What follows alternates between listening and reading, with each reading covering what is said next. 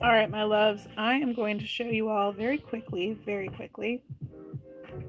how to make a pair of ear wires for dangling earrings.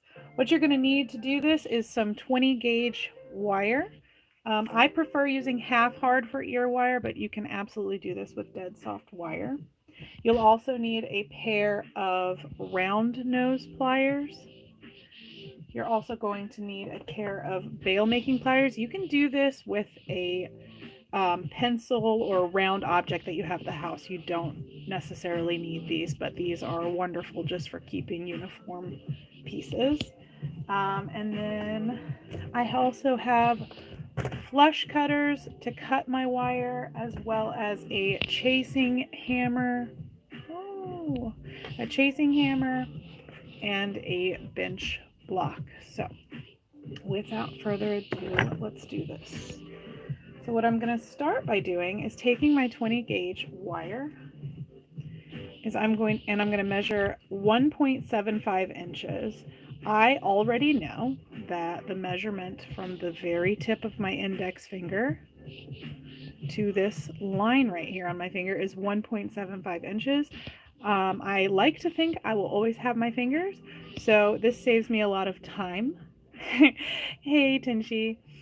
This saves me a lot of time not having to measure. So it's worth it if you plan to make a lot of jewelry and a lot of earrings in your time to give this a try and see if it works out for you. But I just cut right here at this line. That is 1.75 inches. And then I'm going to make a second piece as well. Same length. I'm going to take those wires and then make sure that I cut with my flush side of my pliers so that they're nice and flat. I'm going to cut so that these two wires are nice and flat. Now I'm going to take one at a time my round nose pliers. These have a tendency to vary in size. I can actually show you. I have the exact same pair twice, as you can see. Same brand, everything. But if you look closely, you'll see one pair is thicker than the other. So you're going to have to kind of test it out and see where on your pliers you need to do this first curl, and then kind of stick with that once you've kind of established how large you want to make your first loop on these earrings or these ear wires. So just keep that in mind. I know that roughly about here on my pliers is the perfect size for me. So what I'm going to do is guide my wire around so I have a shape like this. And I'm going to do that on both of these. Just like that. They are roughly the same size. Then I will take my bail making pliers, and I like to snub them up right here. Okay, great. Did you guys hear him? I'm gonna snub those up right here. And round that around to about there. And then it kind of springs back because I am using a half hard wire. And I'll do the same thing with my other one.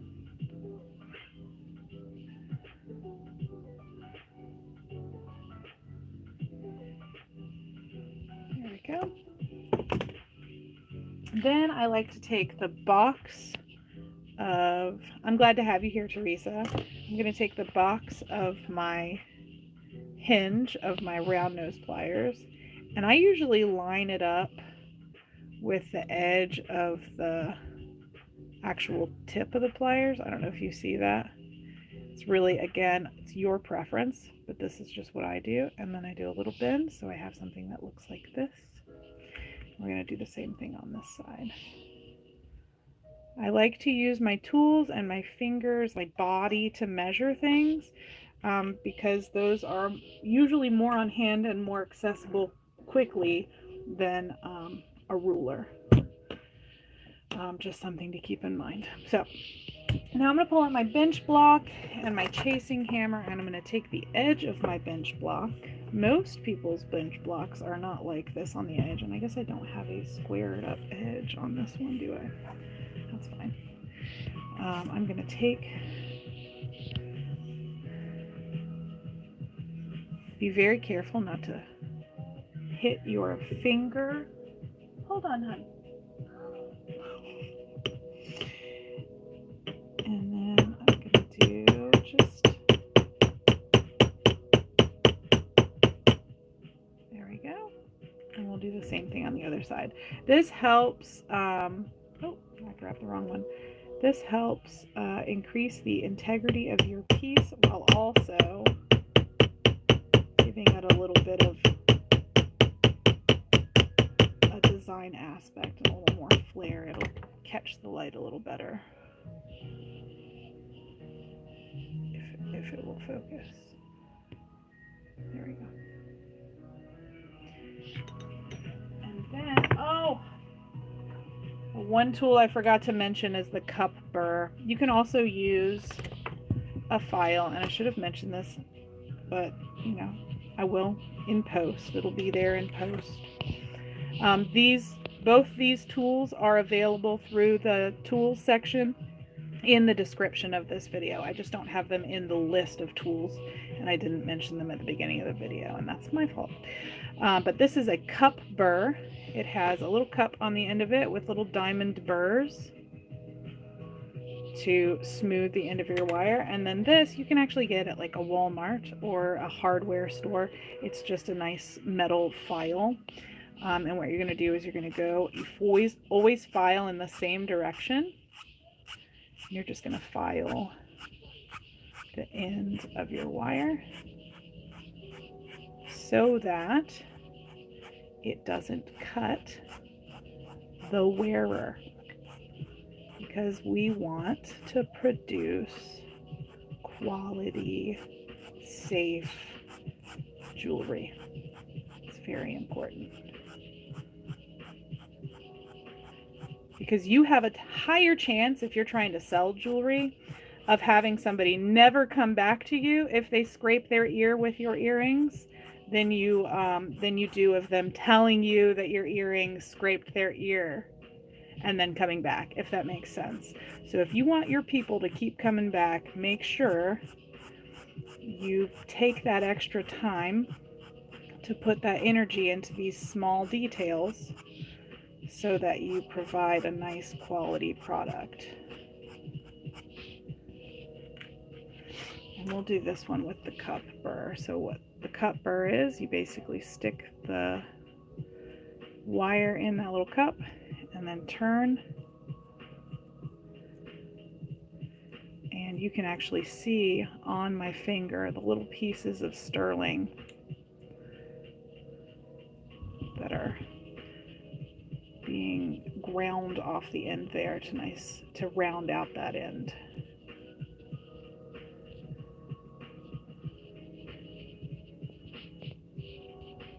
And I'm just turning that until it doesn't, you know, scrape. Thanks for sharing this with us. Of course. Yay, I caught a live. I just started following you. Heather Ashton. Aston.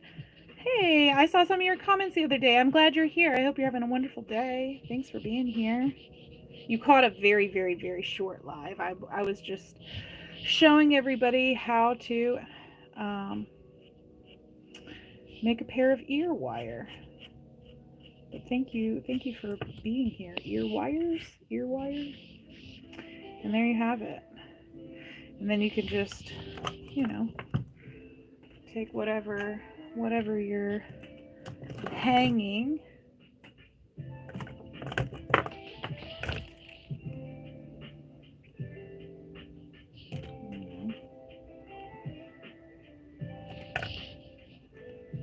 Hang it from the end there. Now, I will say, this kind of actually makes me realize that I should show you an alternate route as well. If you have a piece, see how the star's hanging? If you have a piece that needs to hang this way rather than this way, and you don't want to have to add a jump ring, you can, and I'm just going to do one with some scrap wire real quick. You can go a little bit longer than the 1.75 inches, just a little bit longer, not too much longer, just a little bit. Cut off and you can do the exact same principles of what you just did. However, when you start and do that first loop, you do that loop, turn your plier back around like this. This is what it'll look like, and then you're going to bend that wire straight. Then I like to grab my wire, that little loop with my bail making pliers, bend it towards the small side, rotate that large side up, and then bring it around. And then, oh, a little long. And then bring it back. And that way you have a loop that looks like this, so that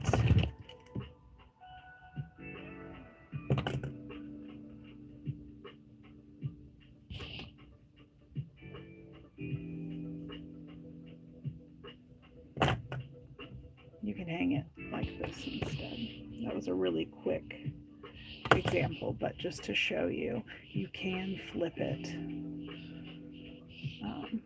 the other direction. So now you know how to make two kinds of ear wire. So yeah, and that's it. That's it for this tutorial. Again, I'm going to say, like I did in my last tutorial, I am entering a contest, a design contest for this specific piano. And so if you go to my website, there's an option that says vote for me. Go vote for me.